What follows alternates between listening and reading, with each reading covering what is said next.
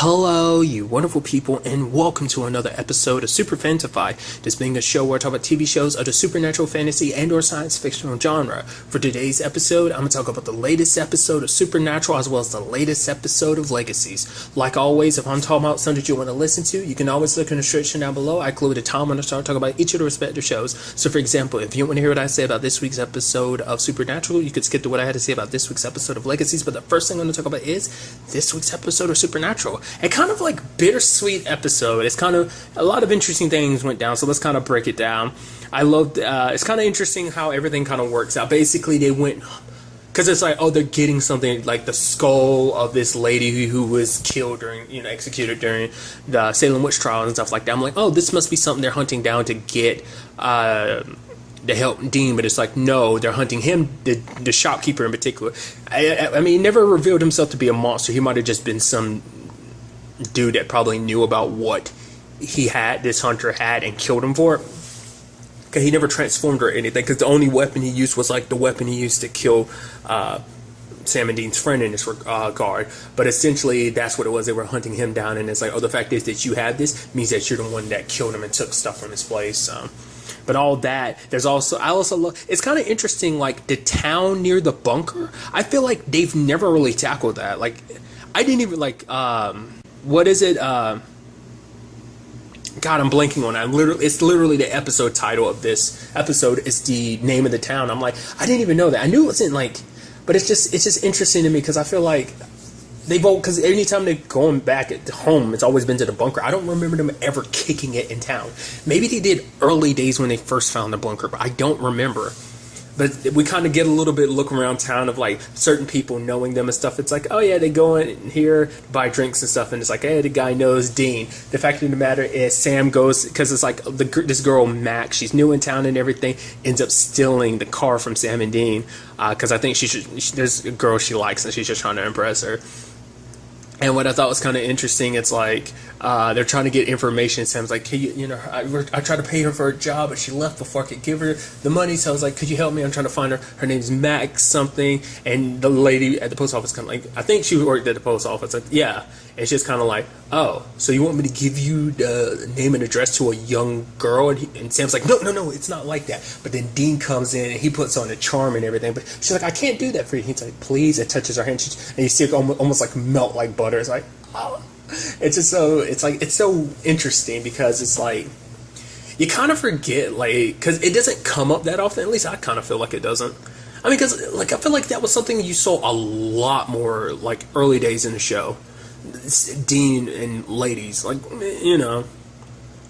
the fact is he'd hit on ladies, like, kind of put up the charm and everything like that, and just so interesting. And even to the point Sam is he looks at a post office lady and like almost like, what the hell? And she's kind of like, oh, and then Dean's kind of shrugging like, hey man, I got the charm type of situation. So I love that. It was kind of interesting because I was wondering which direction the story was going to go, because I was like, oh man, someone must end up getting possessed at the party or something like that. Like I felt like, because we ended up finding out it's all about a pearl that can grant your deepest desires or something like that. I thought the whole plot, the episode might go like, okay, Max is going to get it, she's going to use it, and basically things are going to spiral out from there. But I was like, they would have to get rid of the pearl or something, or maybe it's only like a one wish thing. I figured as much, and I was like, oh, so now they can't use it to help Dean. I thought that was the progression it was going to take, and to an extent it kind of did take that situation. But it's like, yeah, they saved the kids, and the kids are like, oh yeah, they ended up killing. It's like, oh my god, monsters and ghosts and stuff exist, which is interesting because I was like, okay, that's such an interesting thing. I was like, are we setting that up so like, are they going to later on join up as hunters or something like that? But it's like, no, they're not. And I was like, what are they going to do with that? I mean, I guess it plays its part in this episode, but I'll kind of get to that in a second. But it's like, lo and behold, to get all the stuff back. I also love that Dean kind of pointed it out. It's like, oh yeah, John Wayne Gacy's ghost, which is interesting that would come up. I'm just saying that just because it's just interesting timing, just because it's like, oh yeah, there's all that Ted Bundy stuff, whether it be like the documentary series on Netflix, or whether it be like the Zac Efron movie that's coming out soon. It's just interesting timing that just comes up. But it's also like, oh yeah, Sam is definitely afraid of clowns. I think I bring that every once in a while. It's so interesting. Like, I've never experienced that in real life, people having a fear of clowns like that, but it's something I see a lot of protagonists kind of have that as kind of an issue in the lives. I don't know, maybe that's just like such a common fear that, or maybe because it is like a common fear, but a lot of people kind of feel embarrassed about it, so maybe that's why a lot of people kind of utilize it, because, you know, it's such a very unique and specific fear. I don't know, it's just kind of interesting, just nevertheless. But lo and behold, when they get the pearl, what does Dean wish for? It's not about Michael. It taps into his deepest desire. And what was his deepest desire? To have his dad back. So lo and behold, we got John Winchester back.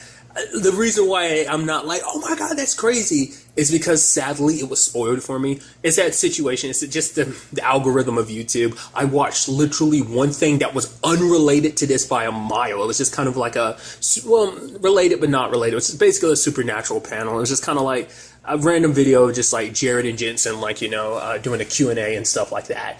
And just one of the recommended videos that popped up when I was just scrolling through my homepage on YouTube. And it was like, oh yeah, 300th episode of Supernatural, which that kind of took me by surprise. I was like, wow, 300 episodes? It feels like the 200th episode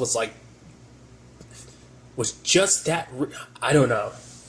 That's what I was reading, not unless this thing was completely wrong, but I don't know. But nevertheless, and it's like, oh, John Winchester's back. I mean, and it literally had, the thumbnail was literally Jeffrey Dean Morgan. So I was like, oh man, I wish I didn't know that. It would have been such a bigger surprise when the time came.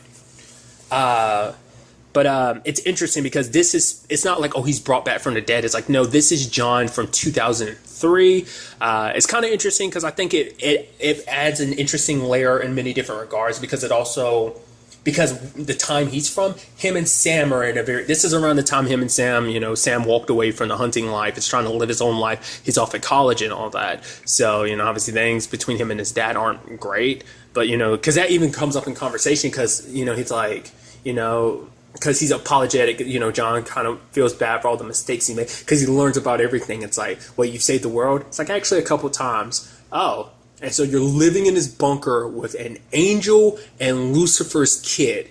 Yeah, but also telling him like, hey, Yellow Eyes is dead. But then he also gets the surprise of like, hey, Mary's alive. And I was wondering, I was like, I hope they don't do the thing of like the entire episode Mary doesn't get to see him, but the moment that comes up, it's like Mary comes in and they see each other and they start making out. And I love that Sam and Dean almost have this awkward moment of being like, almost like kids, and be like, our parents are making out, let's go somewhere else and give them privacy or something like that. I thought that was kind of neat. But it's interesting, and it's actually kind of sad, because it's like, yeah, like the one thing, like this is what Dean is all for him. It's like, this is what he's always wanted ever since he was a kid, because he never had that. He had it to a certain extent, but he was too young to really know it and appreciate it. And Sam didn't know it at all, because, you know, by the time he grew up, it's like his mom was already gone, and, you know, Dean had a complicated situation of, yeah, mom being gone, but also, you know, being the one old enough to remember her. You know, but also, you know, having a complicated thing of like your dad changing into a completely different person because of losing Mary, you know, so it's a whole sad thing. So it's like, of course, that's going to be your deepest, you know, heart's desire in that grand scheme of things. But obviously, because of that, it has created kind of a problem with the time, because basically with him missing, the new timeline is trying to overlap their current timeline. So it's slowly but surely overwriting and basically changing to fit the new timeline that is existing. So basically Sam never came back to hunting, which led to, you know, apparently him being what was it? He was doing some TED talk or something like that, about, what was it, about kale or something like that, and just how great it was or something. I mean, it was part of the TED talk. It wasn't all there was to the TED talk, but he's just kind of like got this like Steve Jobs kind of aspect to him and stuff like that. And even Dean's just kind of almost disgusted by it. And Dean's got wanted posters all over the place, because it's like he's still hunting and stuff, but I guess like he doesn't have his dad or, you know, Sam to back him up. So a lot of stuff he's doing by himself. So not the only things that changed, because we also learned that Zachariah is still alive. It's so interesting that they did that. I was like, what made them well, I guess it kind of plays into Castiel's story, because Zachariah was there with Castiel in the beginning. But it's like, man. Also, because just, you know, I adore Kurt Fuller. Like, he has played one of my favorite characters, Woody, on the TV show Psych. Oh, he's so good as Woody. I love it. It's crazy to have seen that character again after all these years. If you don't remember, Dean killed him back in season 4's finale. I believe that was, yeah, season 4's finale. So that was a very, very long time ago. We never got to see it, but I am curious, like, how much else in the timeline did change, you know? Because it's like, oh yeah, Sam and Dean, we were actually looking forward to you two being something special, but then John Winchester disappeared, so that changed everything. So obviously things didn't play out the same way, but the world still, I guess, ended up getting saved because it wasn't all chaos and stuff like that. But look at Cassio. Cassio kind of remained the angel that he was when Sam and Dean first met him, because he met them, he basically became a lot more human. He gained kind of humanity of his own, as well as has a very positive outlook on humanity. So that was kind of interesting. I also love that the fact of the matter is he didn't stay around long. It's like, oh, Zachariah's here, and oh, he's dead again. It's like, that was quick. It had to be awkward, you know, for Dean's like fighting against Cassio, because I was like, okay, so maybe Cassio might not remember him, but maybe when Dean talks to him, maybe like the part of the timeline that hasn't completely shifted over might kick it. It's like, nope, it's just Cassio is still like that. Makes you wonder if there's still a whole bunch of angels in this particular timeline. Like, it just kind of gets you curious, like, what else existed in this alternate timeline? I talked about it a little bit, but then I got like distracted heavily. But the whole Sam and John, because I think it's interesting, because you could tell like Sam was a little awkward around him, because I think for him it's like, even when him and his dad met up again in season 1/2, in a sense of like, you know, season 2's premiere kind of started pretty much like right after timeline wise, like right after season 1's finale. So it's like, they weren't reunited with your dad for that long, and it's like they were still in that awkward situation, because the last time they saw each other, they were still fighting, even back then, you know.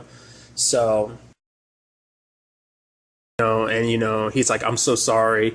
You know, but he's like, yeah, and the fact of the matter is you left and everything, and you said some stuff, and Sam's like, I don't even remember what I said. For me, that was a lifetime ago.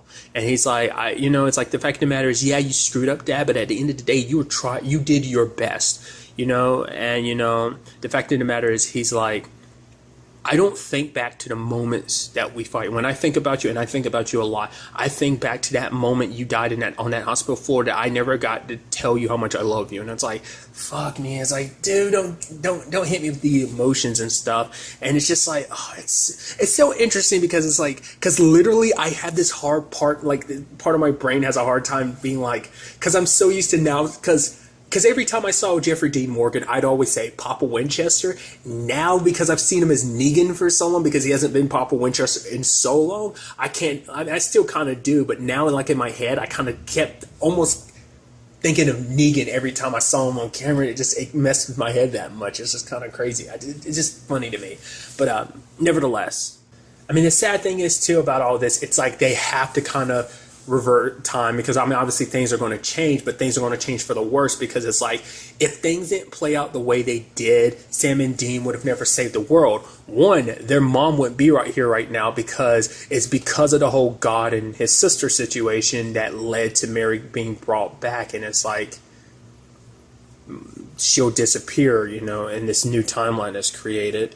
I mean, plus, who knows what else would be different, like all the people that they saved. Like, that's the whole thing about time travel. You don't know, like, the large-scale ripple effects, especially when you're dealing with the Winchesters, who have had their hands in so much when it came to saving the world. But it kind of plays into it in that regard of, like, being like, oh, yeah, the world still got saved, because even Sam was like, you know, they were having that awkward moment where everyone was sitting down eating, knowing that, like, when it's all said and done, John's going to have to return to his original timeline and not remember any of this. But, you know, they start getting talking, because John's like, the fact of the matter is, I'm grateful that I got this chance. The fact of the matter is, I got to see, you know, the woman I love and my boys grown up, and see and hear about all that they've accomplished. I'm so proud of them, you know?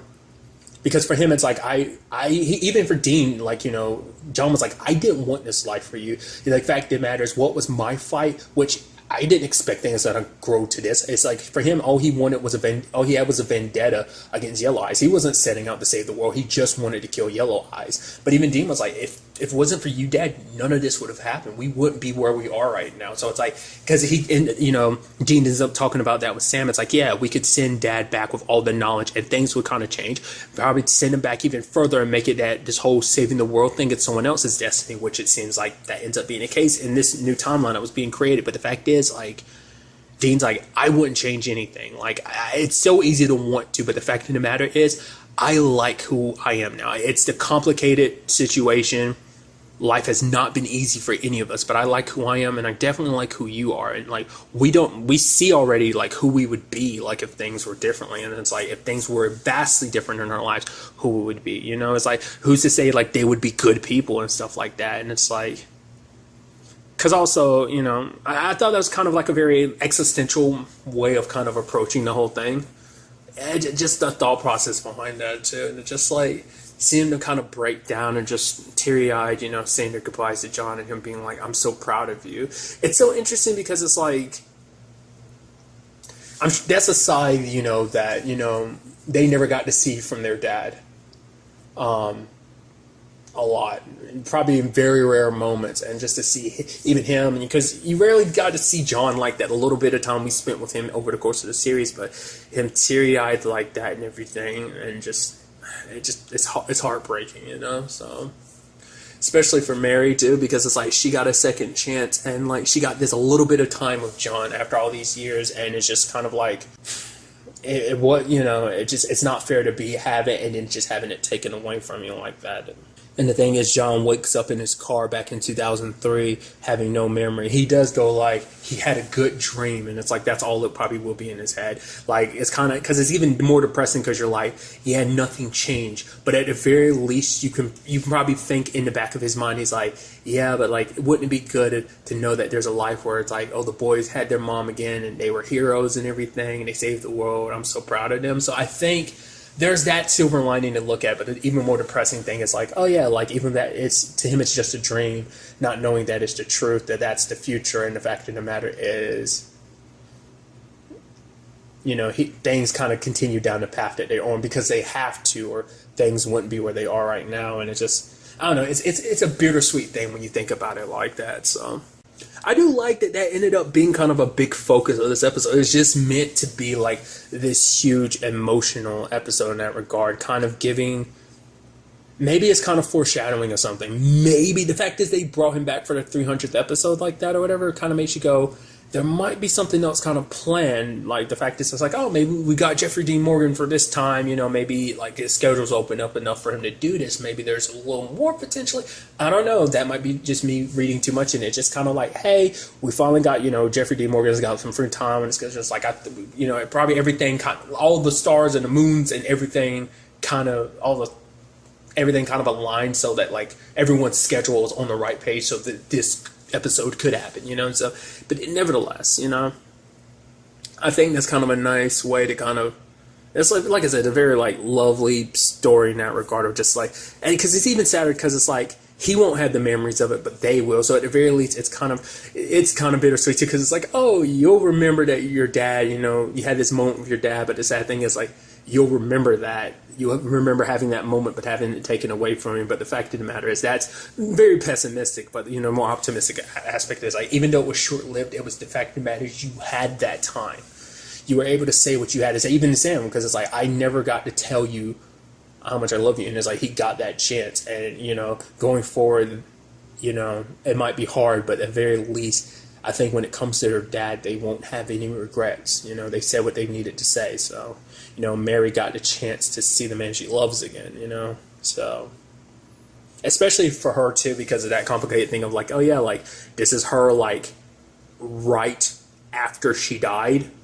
Like, right before Yellow Eyes ended up killing her, that's where her time picked up again, you know, when she pops up in season 11's finale, you know, so. But, I mean, that's all my thoughts on that, though. I'm very interested to see, you know, what the next episode has in store for us, like, what this does, like, you know, what, you know, Dean might take away from this episode to kind of, you know, affect him going forward. Maybe it might change his mind about something in the future, like how this is going to affect Sam, Dean, and even Mary going forward. It's also interesting too, because let's not forget, they weren't the biggest focus of it. I mean, they played a role in it and everything, but there's also like all those items they got from that dude. There's quite a bit that they could probably pick through that we might see kind of pop up more throughout the season, maybe. And there's also those kids. Like, I'm sure that, like, I brought it up, like, their whole thing probably was just meant to be like, oh, this is another way of being like, oh yeah, this timeline is the same. We're back to the original timeline, but there might be more growing from that at some point in time. Once again, Supernatural loves to kind of pull stuff out. It's just kind of like, you might not think something's necessarily going to go somewhere, or maybe it's not going to be more than one episode arc thing, but it's like, nope, we're bringing it back in some shape or form, and you just don't know when and under what circumstances. So, like I said, I'm very interested to see what the next episode has in store for us.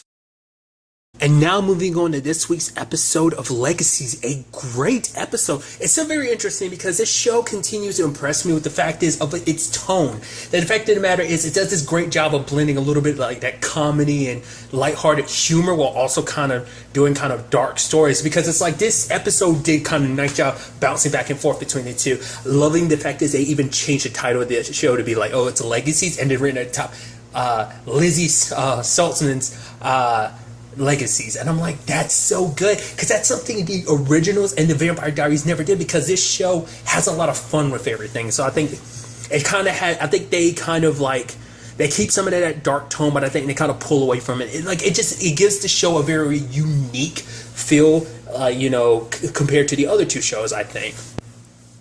But it's interesting because basically Lizzie ends up meeting up with a genie named Ginny, so that whole situation. I love that's a constant joke too, because even the monsters kind of have a sense of humor, because obviously there was a necromancer, and now we have Ginny, who's like, the fact is that she's all like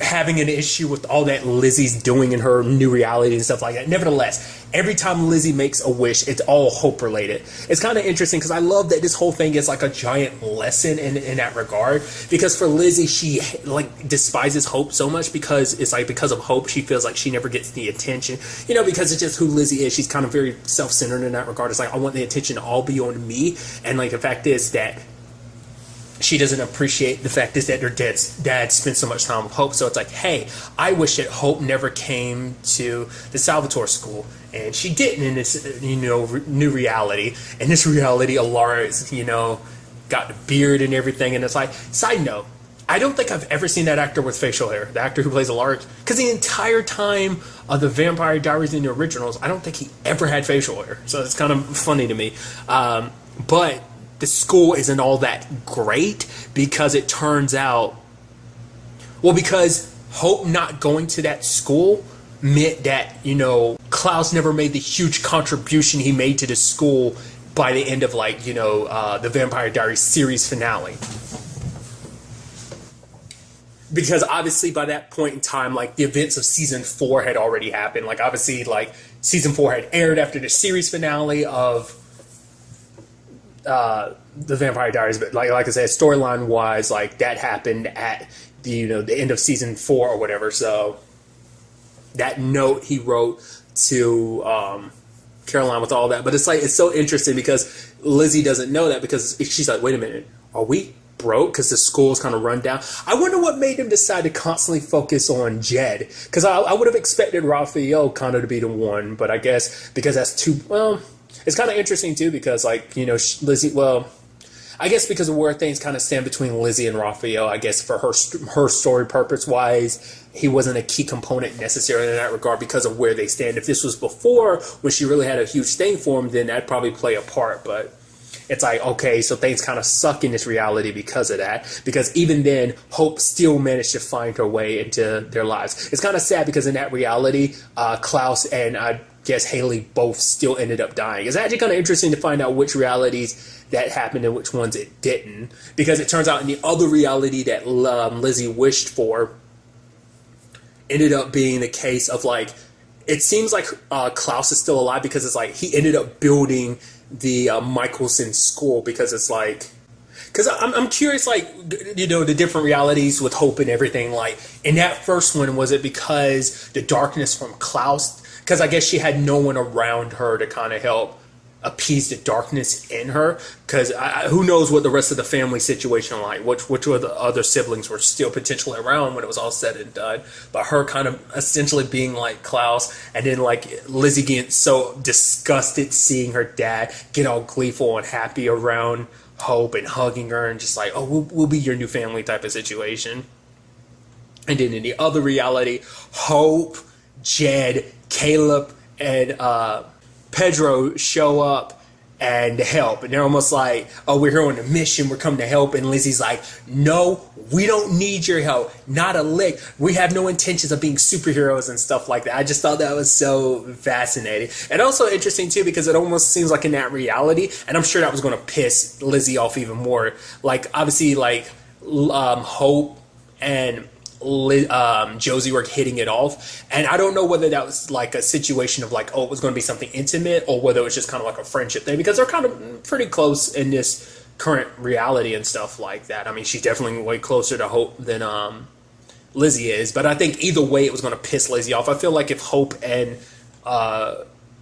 Josie had actually hooked up, I'm sure like that, if that was the route it was going to go down, that would have pissed Lizzie off way more.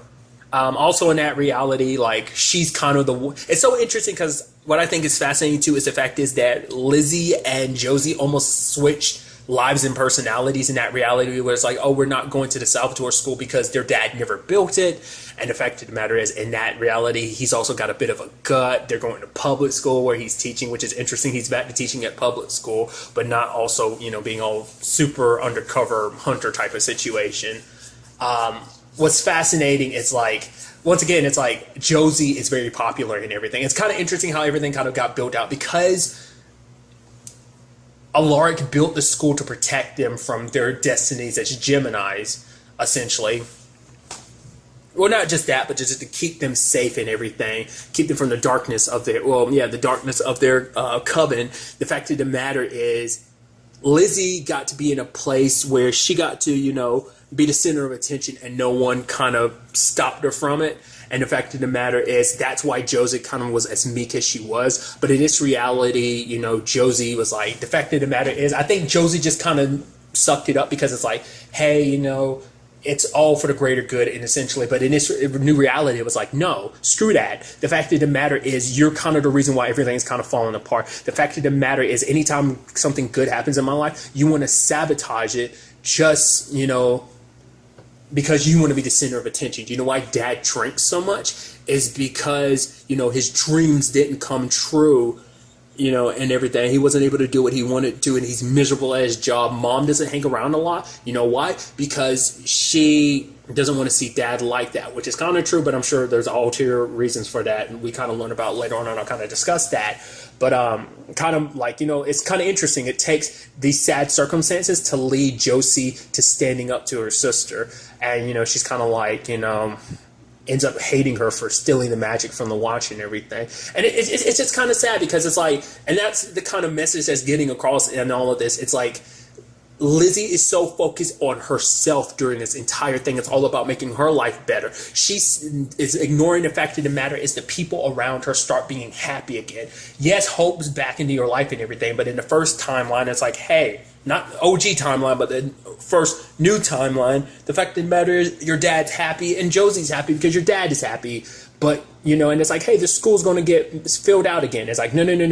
I have to be the center of attention. Bam. Oh, I kind of am one of the center of attentions, but it's like, things still aren't working out. Bam. It's like, oh, you're in a situation where we meet up with Hope again, and we're going to the school, and, you know, oh, Dad's fulfilled, you know, his dream is coming true, and the fact of the matter is, you know, Josie's happy, but the fact of the matter is, like, Lizzie isn't, and that's all that matters, to the point she wishes, hey, Hope was never born, which has a large ramification, because the fact of the matter is, Lizzie is so self-centered that she can't think past what's right in front of her, because without Hope, that changes a lot about Klaus. Like, Klaus still had his issues later on, but the fact of the matter is, Hope was a big, major reason why he changed. So without her, Klaus stayed the same person he was, and basically went on a Rampage in that new timeline. It's kind of interesting because like Triad is now hunting all supernatural because basically Klaus went to war against them. Interesting enough, it turns out Caroline's by his side. I guess this is kind of going by like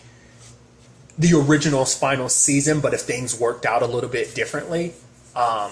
It's actually kind of sad and sweet. Like the second reality, it would have been interesting because it's like, you know, Klaus is alive and he's actually kind of making relationships with other people in a sense of trying to building good relations with other people, you know, to help build a school and everything. And it's like, and you kind of it makes you a little laugh a little because you're like, that's so not Klaus. But I guess under different circumstances, that's who Klaus would be. I mean, I guess that it's just interesting to think how much could be different in a different timeline with all that. But nevertheless, in this timeline, it's like Triad is hunting supernaturals because it seems like they were very low grade. But I guess because now supernaturals have become like public enemy because because I'm sure like Triad kind of had to operate under the table, but the fact is the moment like the general public found out about the supernatural world, it became a panic, and then it's just kind of like Triad can step in and be a lot more public with what they're doing, just widespread. I mean, because we still don't know much about Triad. I mean, we know that Landon's mom hunted the supernatural. I mean, we don't know how much of the supernatural. I mean, we know it's stuff that got put into Malivore, but beyond that, like, we don't know, like, did she hunt werewolves and vampires and witches and stuff like that as well? You know, were they kind of top priority, or was it all the other supernatural things in existence, you know? Why? I mean, are these, you know, Triad connected to people from a long line of hunters? That kind of makes me go back to my point that I brought up last episode about that dude not saying anything, because I think he wants the glory for all of this, like, you know, Landon as well as all that, because he knows it's like, hey, this is potentially her son Landon, and the fact of the matter is he might be connected to Malivore, and he might be like a prize that you can win. Like I said, if it turns out that he's not Landon's dad or something like that, you know, maybe, I don't know. I feel like that's not the case now. At first I was thinking that, but I don't think that's the case as much anymore.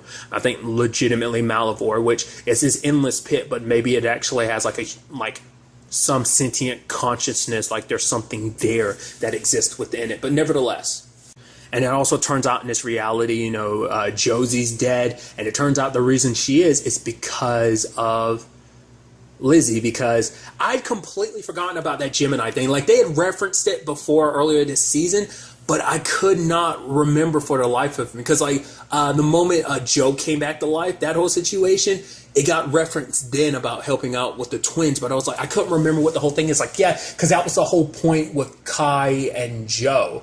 Like, the fact is he was kind of the abomination, but that was kind of the whole point. Like, also like, cause what I'm blanking on her name.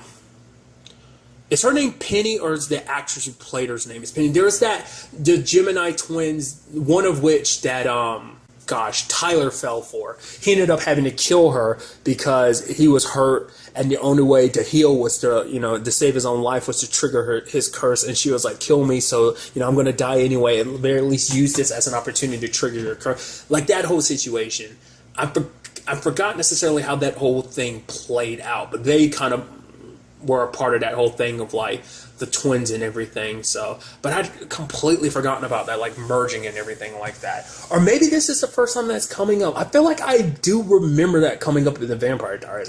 It's been so long.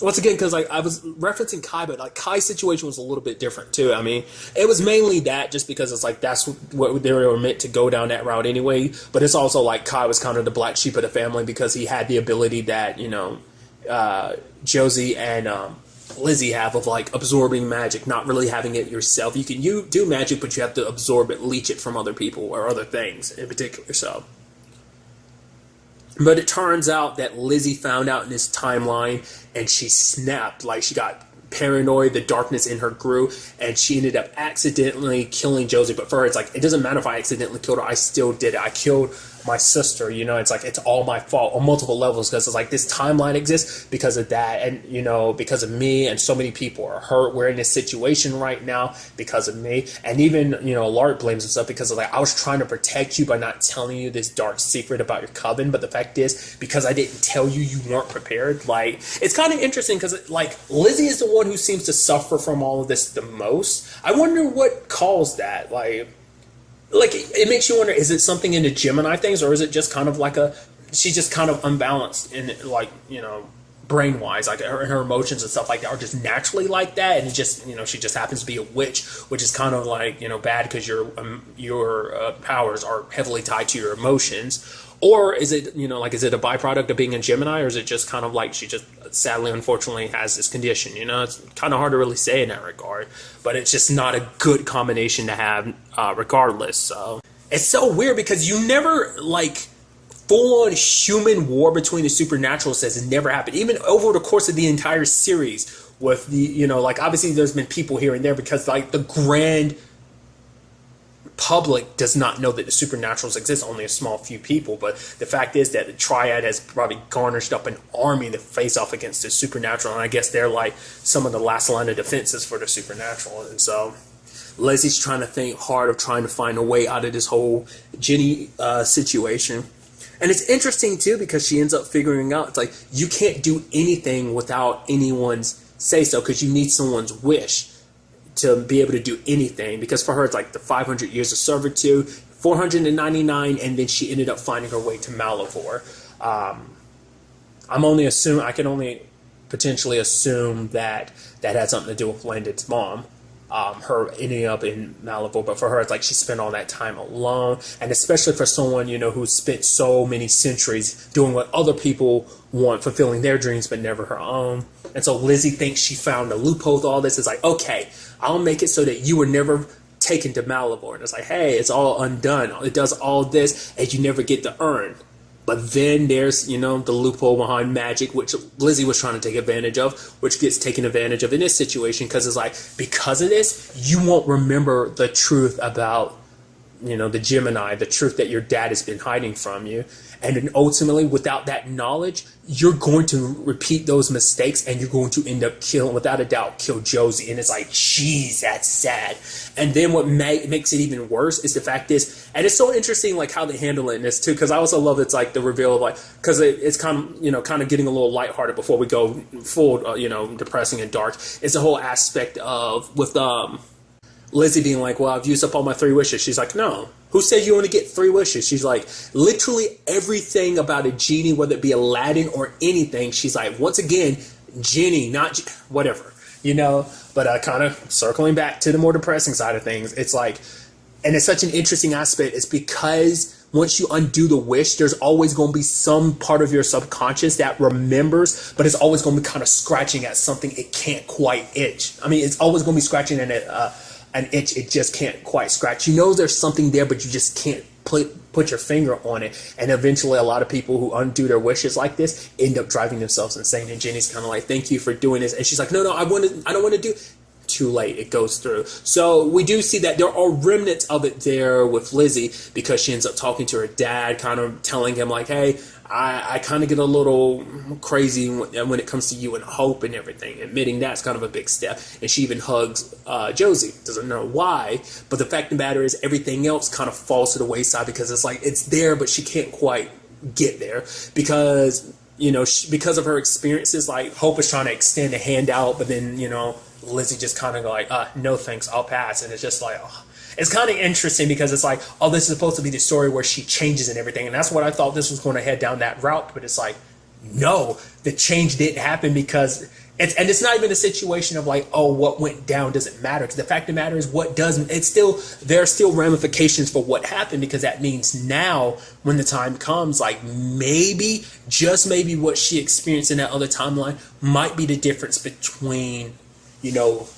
her killing her sister or not. I mean, regardless, at the very least, you know, it will give them time, you know, continue to give, you know, Caroline more time to figure this out, you know, her and Alaric more time to figure out like a way around all of this. It's kind of interesting because that's why I brought up before when like Josie in that timeline too was kind of like, which are new timeline 2. I have to state it like that because technically it's timeline 3 because your original timeline counts as timeline 1, but nevertheless, new timeline 2. The fact of the matter is that Josie was like, oh, why do you think mom stays away so much? It's also because of your whole situation too. I'm sure that plays a part in it too, but I just thought that was kind of a fascinating thing, that was kind of the reason then, but now you kind of find the grand scheme of things like, no, that also plays into that whole reason. It's kind of fascinating.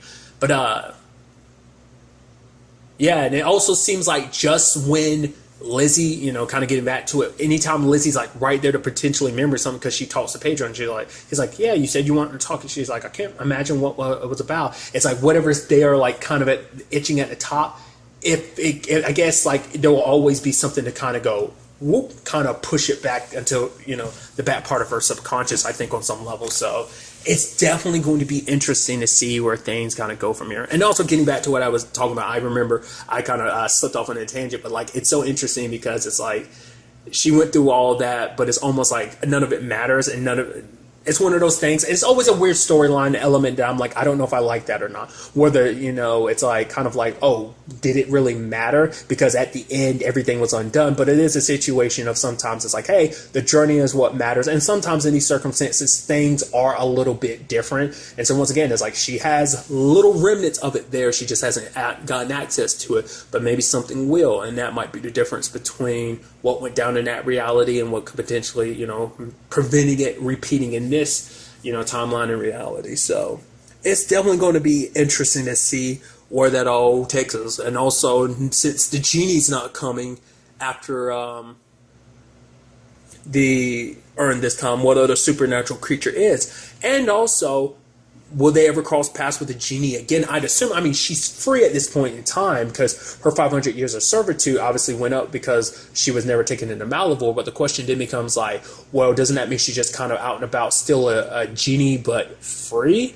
So that means I feel like they might cross paths again. I'm curious, would she remember everything? I feel like because it's her power and her spell and everything, would she remember everything? Or maybe meeting her again will kind of jog everything in Lizzie's mind. I don't know. Maybe that's something they'll never touch on. Maybe it's just kind of like, we're done, she disappeared, blah, blah, blah, blah, blah, she moved on, and we kind of leave it at that. You know, after the 500 years of servitude, she got to be free and just like moved on into another existence, whether it be like some afterlife or something like that. But I kind of feel like with the free genie, once again, just because of Aladdin and everything, you'd assume she's free, kind of kicking it, doing whatever she wants to. But like I said, in the long run, we will see what goes down, and I'm very interested to see what the next episode has in store for us with all of this. Episode heavily took me by surprise because I was thinking about it, because I was literally before I start watching the episode, I was like, man, we haven't seen the twins for a while, and it's like, lo and behold, this episode is all about the twins to a certain degree, but still.